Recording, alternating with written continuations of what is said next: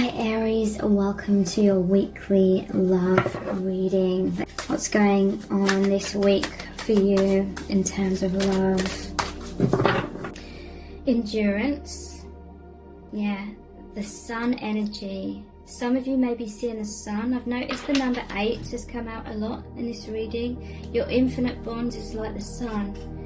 It gives strength, it gives warmth, it gives light and clarity and so much love. It's like a protective bubble kind of thing. This light that's within your protective energy field that you both are within helps to, like, it's like a force field. It bounces off karma, and the light within that energy field transmutes karma. So that's why these tower moments are happening and transformation is happening. Assertion, wow. Endurance and assertion. And this is number 1, a new beginning. That's like the Ace of Swords. It's about being assertive, fighting the karma, the things that keep you stuck in fear, that keep you stuck and stagnating and not growing. Whatever the light, your connection represents light. Whatever the light shines upon becomes the light. I knew these cards would be good in today's reading. Secrets. And risk. This person's going to take a risk. They're going to take that leap of faith. Maybe they've been a bit risky when it comes to secrets. But there was that bluff card. This person knows their strength. They know the karmic is bluffing and there's threats. Threats about telling secrets, that maybe the karmic has a hold on your person because they shared some sort of secret with the karmic, and then the karmic's like threatening to share that secret kind of thing.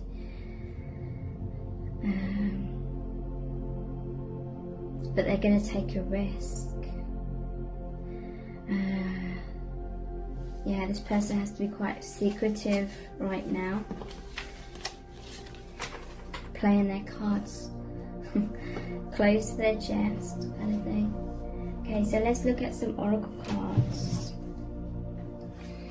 What does their soul really want you to know? That you're soulmates, and look, you're coming out of the cocoon, the struggles that the butterfly goes through, the binding. It's that struggle to free themselves strengthens them, and this is you and your soulmate rising up, spreading your wings, being your true, like, beautiful, radiant selves, naked and vulnerable kind of thing. And look at how much light there is here. Definitely light workers.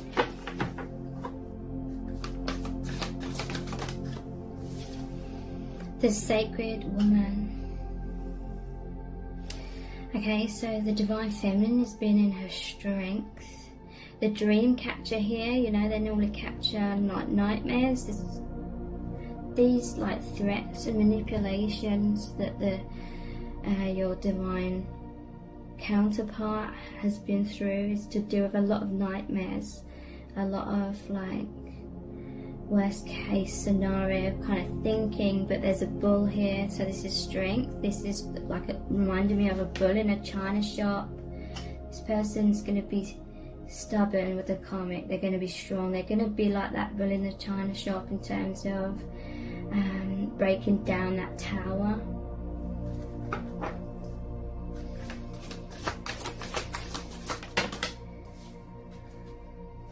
Silver waterfall. This is all about healing. Noticing the swan here. Swans can represent twin flames. This is a healing. It almost looks like a curtain as well. It's like I'm seeing that you're being healed on a higher dimensional level. That's coming down through your chakras, and then it's taking root. This healed self is taking root in the 3D. And worthiness, yeah. This person knows that they are worthy to have that liberation.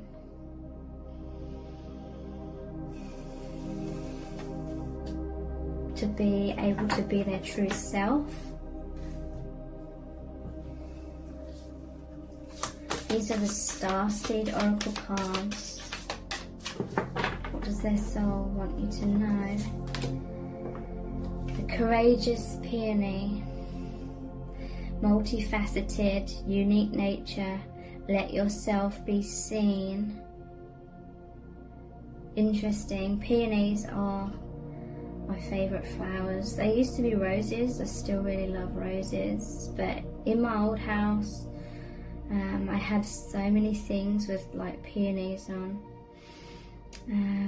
There's some sort of lesson here about just being your true self.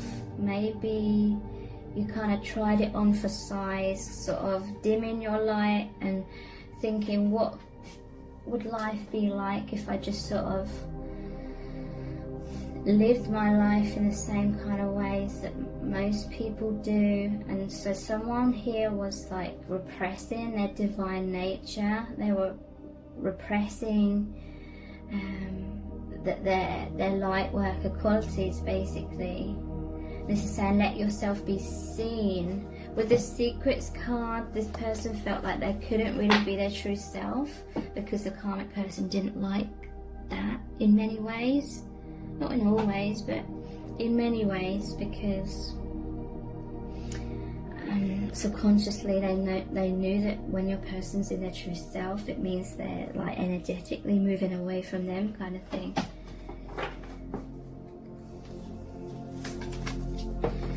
Fall into my arms, surrender, holding the opposites, extremes of life.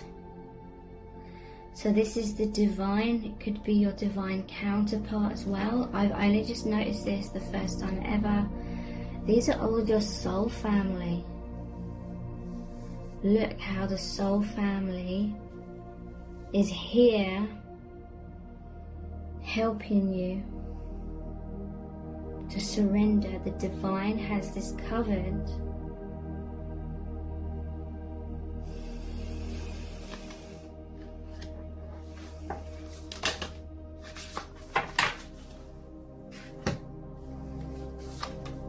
Star family, yes.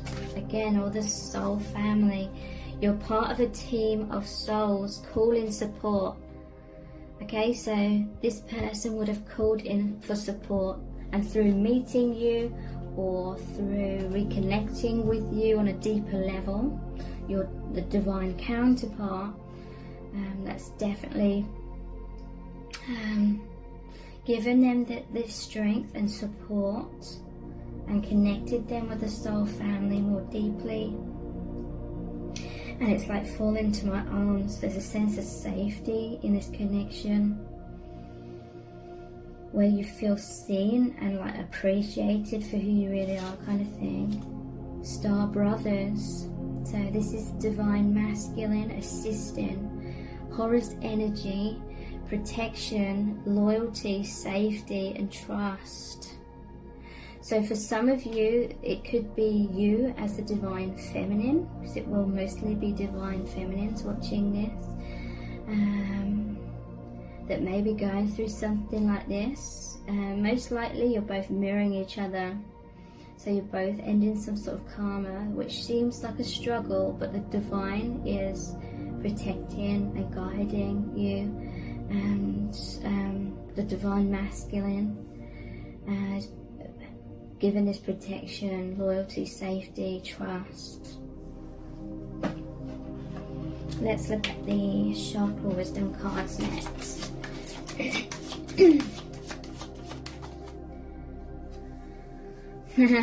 Solar plexus, the warrior. I embrace my inner strength, power and resilience. Okay, so you may have been seeing the sun a lot, some of you, not all of you, in this connection, because that is the solar plexus. It's all about that self-worth, that self-empowerment, shining your truth out, being your true self and living your truth. I embrace my inner strength, power and resilience, and I allow myself to shine. Okay, so I'm hearing from Spirit that there was a loneliness within this person before or during that karmic situation, and they did not feel like brave enough to truly shine out their truth. So subconsciously they attracted a situation that was very oppressive. So then they could kind of hide out in that situation and avoid being in their personal empowerment and shining out their truth, because they were afraid of rejection. They're afraid of people rejecting their truth. So they tried to emphasize a situation where they literally could not shine out their truth, and they had to have a lot of like secrets or keep their true self a secret, because being their true self felt like too much of a risk. But I'm hearing that the light within, the strength within the solar plexus that wanted to shine out this light to the world, because you're light workers, that still endured. It's like you subconsciously tried to repress your light and get rid of it so you could be more like a normal kind of person, living your life in a normal kind of way. But it didn't work, obviously, because your truth is this bright sun. And look, I just noticed, like on the Joker, has the sun as well on his chest and on his trousers. I unfold my full potential as an empowered person with a true sense of who I am. I grow in consciousness as I overcome and transcend life's challenges. I need the warrior inside me for the journey ahead, and I am courageous in moving forward. This is a super powerful reading. What else do you need to know?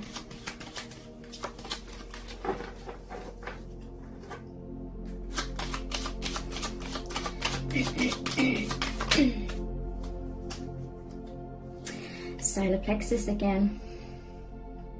Oneness and unity. I accept the oneness of all life, and I know I am one with all lovers on this journey. I support them and let them support me. I am brave and not afraid to ask for assistance. I allow myself to empathize and sympathize with others, and I choose to see the love in all around me. I see everything as a part of my own life, and I accept others for who they are. I find common ground with others rather than differences, and this brings harmony into my life and into theirs. Okay, so as a light worker, there was a soul contract with this person and the karmic to sort of love and accept them for who they truly are, because I feel like your person does accept the karmic for who they really are, but at the same time they know that they're not like a martyr. They can't heal someone, and they know that someone has to heal themselves. And so this person, they do have like healthy boundaries in knowing that even though they love and accept like the karmic for who they are, it does not mean they should continually put themselves in a toxic kind of situation and repress themselves massively forever. I feel like this person was willing to sacrifice themselves for a while. Solar plexus has come out again. For a while, to help uplift the karmic person. But then now it's time for the karmic person to take kind of what they've learnt, so to speak, and go off on their own path and heal themselves. Personal power. I choose to be myself and to express my truth. I have a positive influence on the people and the situations around me. I allow my integrity and confidence to shine, which instills more confidence and belief in myself, and then encourages others to have natural confidence in me. I do not allow my personal power to become egotistical, manipulative, or excuse me, or exploitative. Sorry, I have a lot of allergies. And food intolerance. It's like the more I've been on this spiritual journey, the more like foods and stuff I can't like have because they're like low vibrational stuff that's filled with crap kind of thing. Right, so let's look at the Universal Love Oracle cards. So this person is definitely in their empowerment. 3 solar plexus cards.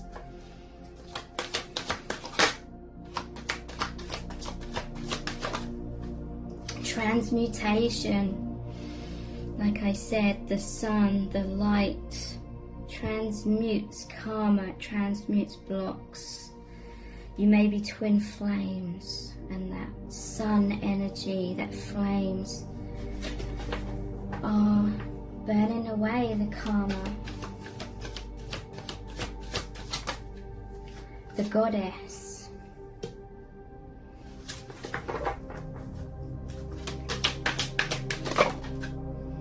And tantric union. Okay, so divine feminine is definitely stepping into their personal empowerment. Tantric union is really saying you have this energetic merging, this oneness with your counterpart. And this is like where that protective kind of energy field is.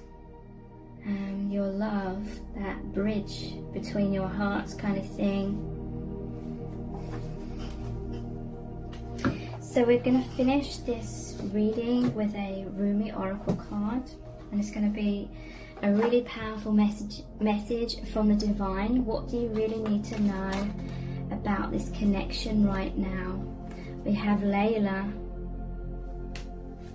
number 34.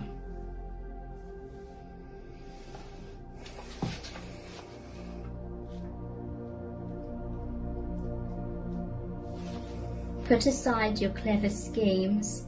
O lover, be mindless, become mad. Dive into the heart of the flame, become fearless, be like a moth. Turn away from the self and tear down the house, then come and dwell in the house of love. Be a lover, live with lovers. Clean your chest from all hostility, wash it 7 times, then fill it with the wine of love. Be a chalice for love. Be a chalice. You must be all love to be worthy of the beloved. When going to the gathering of drunks, be drunk, become drunk. Your thought takes a course, dragging you in its wake. Move beyond thought. Let your heart lead, be the leader. When the grace of love is revealed, be a mirror to reflect it. When the beloved's hair is loosened, brush it like a comb. Be a comb. How I long for my thoughts to no longer make sense to me. Then I can be rid of them like noisy house guests who have outstayed their welcome. Oh, the peace when they finally go. Their incessant chatter brings me no comfort. I crave the silence of you. Will you let me hear it? Will you run through the noisy house of my mind with your great muddy feet so that I can focus on something other than my mind for a while? Maybe you can make such a mess that I shall give up my plans and attempts at order completely. Just give in for a change. It's time for that. To give up my ridiculous fantasies of perfection, useless, noisy, irritating, demanding, and yet deadening perfection. I'd rather just be alive.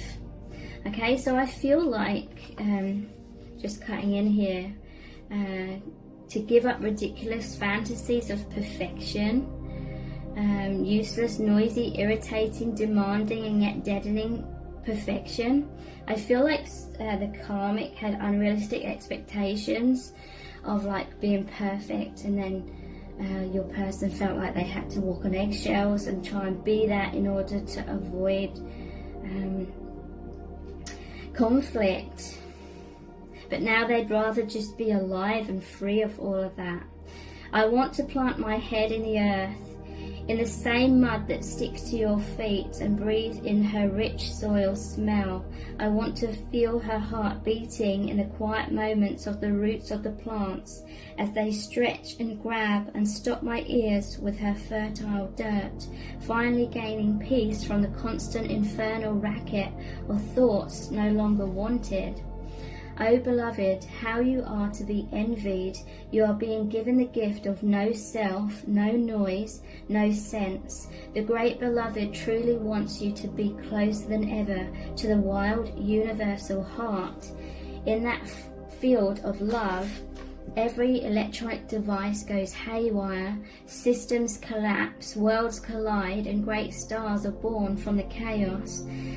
But the real you will sense none of this. You'll be staring at your beloved, so intoxicated by love, your tongue will loll out of your mouth, and you'll drool like a bloodhound, and you won't care a hoot, neither will the great beloved.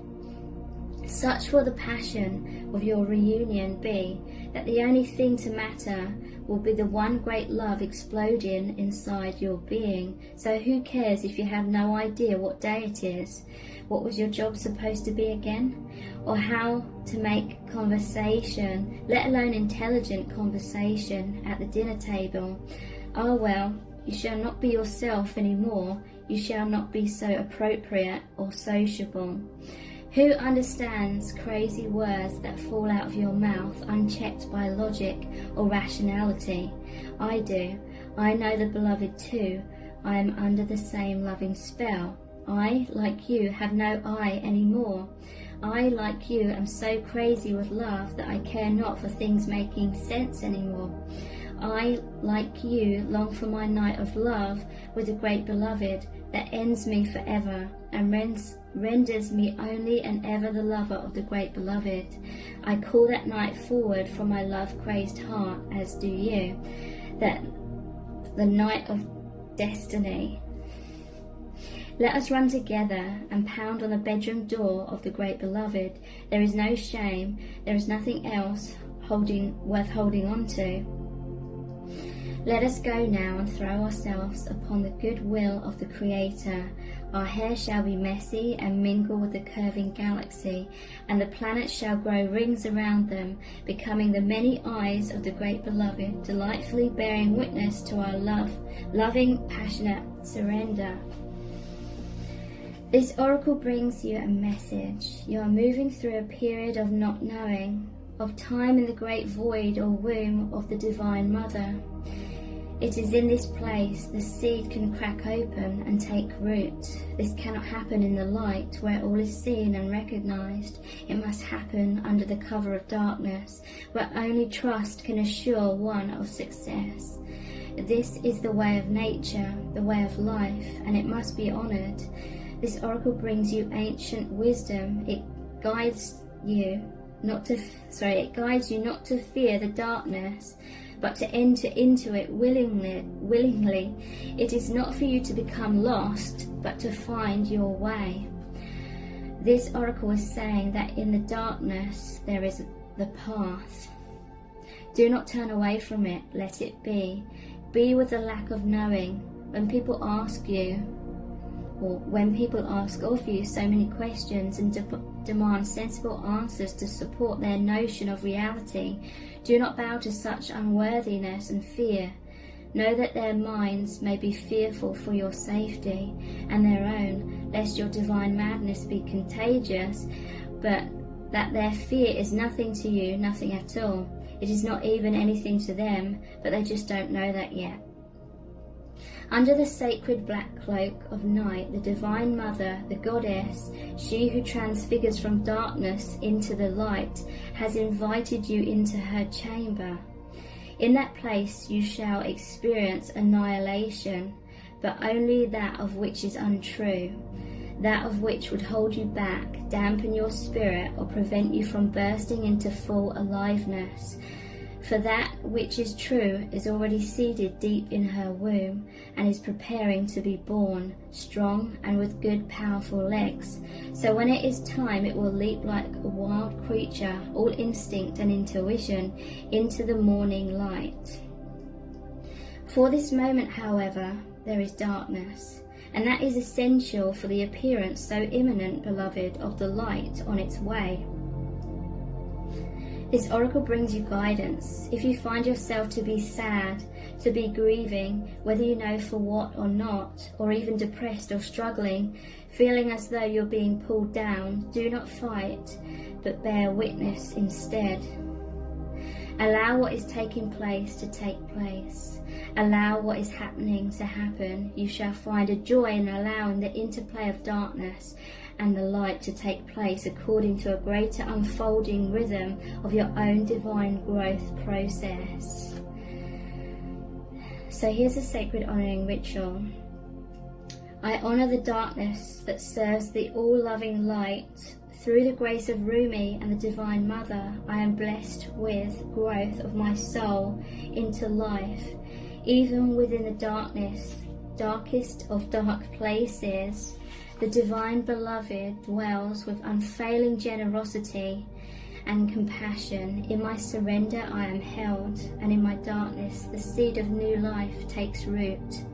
So be it. Rest for as long as feels good. You have completed your honouring ritual. So I really hope it's resonated with you. And thank you so much. Take care. Bye.